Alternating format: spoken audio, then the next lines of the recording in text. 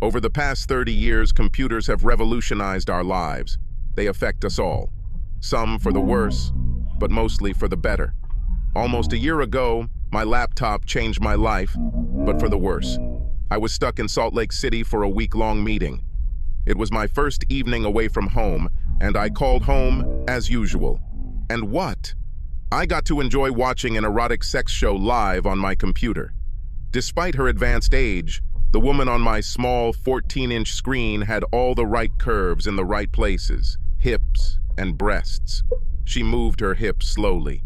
She leaned in slightly, their lips met, and they shared a long, lustful kiss. Then they had lewd sex. I've had enough. I exited the program and turned off the computer. I didn't really want to watch what I just witnessed. In fact, the whole thing disgusted me. The woman on the screen was none other than my beautiful wife, Martha. And this intense debauchery took place in our home in Sacramento. Martha is a beautiful 47-year-old woman. After almost 25 years of marriage and 2 grown children, she is still a very sensual woman with all the right curves. I am Bob McLeod, a 49-year-old architect, loving husband of 25 years, and now a cuckold. I had known for a long time that something was wrong between me and Martha. She was detached, was often distracted when she was alone with me, barely listened to me, and our lovemaking was sporadic at best. I'm suspicious of her new habit of working late at work and on weekends. So, as my trip approached, it became clear that I had to find a way to keep an eye on her while I was away. It wasn't very difficult, just expensive. I had several motion-activated video cameras installed throughout the house under the guise of a new security system. I could monitor every camera from anywhere in the world. In a way, I'm glad I discovered her infidelity that evening. After a few minutes of feeling sorry for myself, my anger took over. With no outlet to release it, this anger simply raised my blood pressure to a new peak, and the first thing I knew was that I had collapsed. I knew something was wrong. Very wrong. I had time to call 9.1.1 and gave them my number at the Hilton, and I hung up. I woke up later that night in the ICU. Long story short, a few days later, after numerous tests, I learned that I was suffering from advanced endocarditis. Most of my heart valves were severely damaged.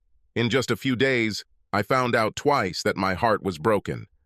Figuratively speaking, I was heartbroken when I discovered that my 25-year marriage was over and that my loving wife was nothing more than a cheating and lying slut. I was also literally heartbroken when I learned that without a heart transplant, I had very little time to live, a year at most. Under any other circumstances, I'm pretty sure I would have taken the long, slow route out of my marriage to Martha. But now I didn't have time to waste. All alone, bedridden in an unfamiliar city hospital, all I could do was plan the next few months, my last few months. Yes, I'm a sore loser, and it's true that I mainly plan to take revenge on my wife and her lover. Well, sue me. I'm sure I won't be there if that's the case. It will come before the trial. Only my aversion to firearms kept me from flying home and shooting at the scene of the crime. Also the fact that I couldn't fly. I had a long ambulance ride all the way home. My brother Steve was surprised when an ambulance pulled up to his home in Elk Grove, California. There was no way I was going home, and I didn't want to force myself on my children. Survived by my twin brother Steve. When a stranger or an acquaintance looks at us, they cannot tell us apart. But everyone close to you can notice the difference. One of the big differences is that I only have one kidney, just like Steve. But I have a right kidney, and he has a left one, my kidney. You see, Steve traveled a lot in his early 20s. He didn't know he had a severe infection. He allowed this to undermine his health for several months.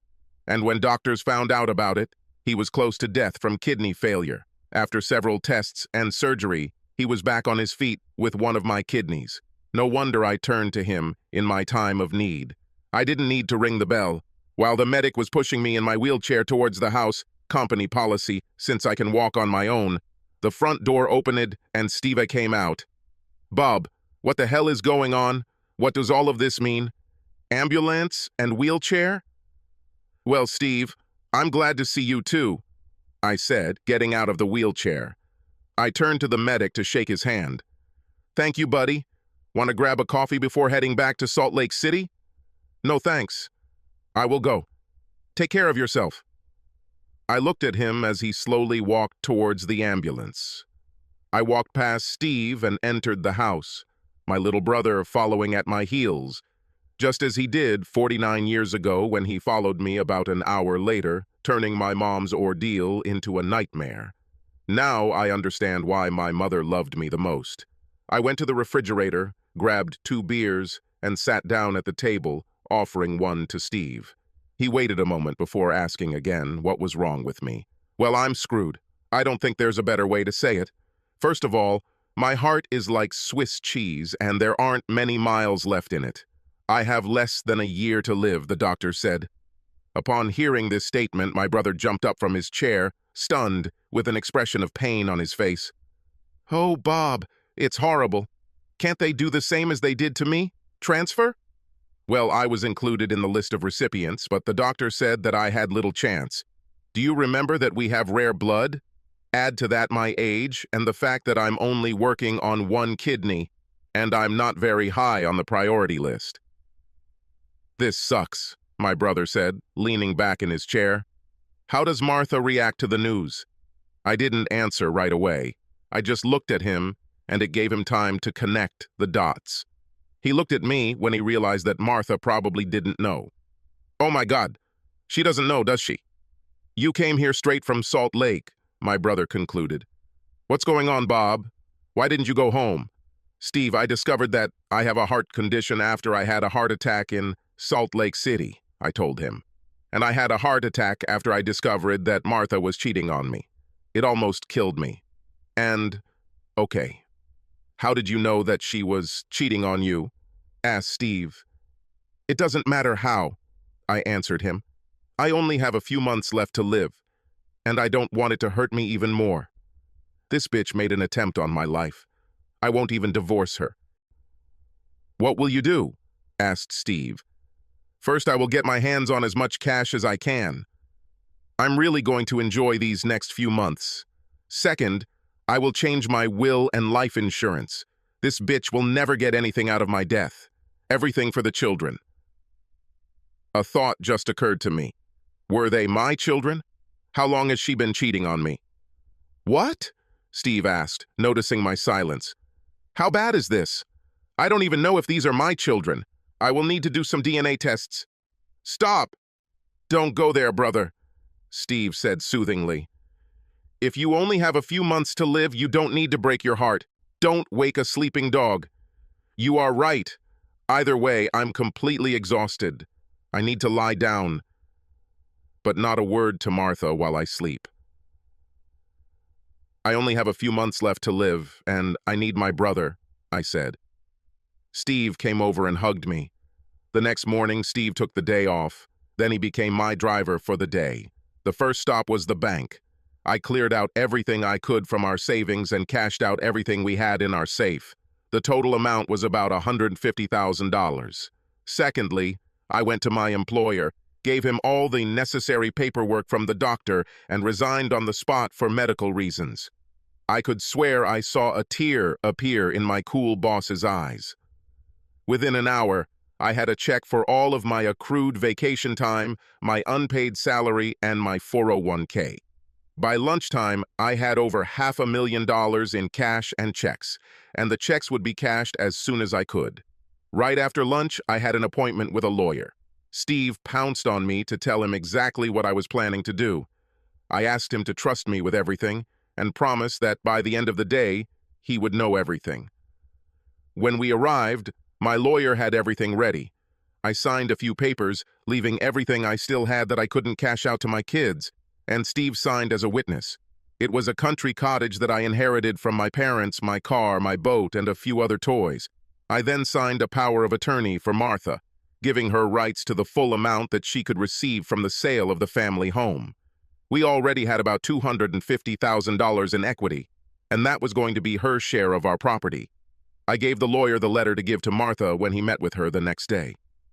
"Dear wife, you meanly hit me in the back. I would never have believed that the day would come when I would call you a fucking cheater. This is the only name I can use since I found out that you betrayed me, that you stabbed me in the back, that you cheated on me. I loved you and I really thought you loved me. Now I know the truth. You will receive a power of attorney giving you the right to sell the house. I withdrew everything else from our bank accounts. Home is your share in our life together. I'm not a thief, and everything is divided equally. I won't even divorce you. I'll just be glad I never see you again. I'll just leave you and hope you die in agony soon. Go to hell. Bob. Steve read over my shoulder as I wrote the letter. Well, I see that you are old enough to not let your pain dictate, my brother, Steve said with a sparkle in his eyes. Dad always said that you should never let your emotions rule your life, I answered. I then went to my insurance agent to change the beneficiary of my life insurance. The benefit will be shared between my two children. I didn't tell the poor guy that there was a good chance his company would soon pay out on my policy. By the end of the day, I was exhausted again. Steve took me to his house because I really needed some rest. The next day, I woke up early and looked at my brother as he left for work. He suggested asking for another day off, but I insisted on not changing his behavior too much. As soon as he left, I returned to my room, packed my things, and called a taxi. 2 hours later, I was already flying to Acapulco. I knew Steve or the kids would never be able to keep the secret from Martha for long, and I was determined to spend the next few months away from this woman. I needed to enjoy life as much as possible, and being away from my wife was a very good start. I rented a villa and hired a cookmaid to help. She was very helpful and she was nice to boot. I also contacted a world-renowned Mexican cardiologist. 2 weeks later, I called my children and brother to inform them of my whereabouts.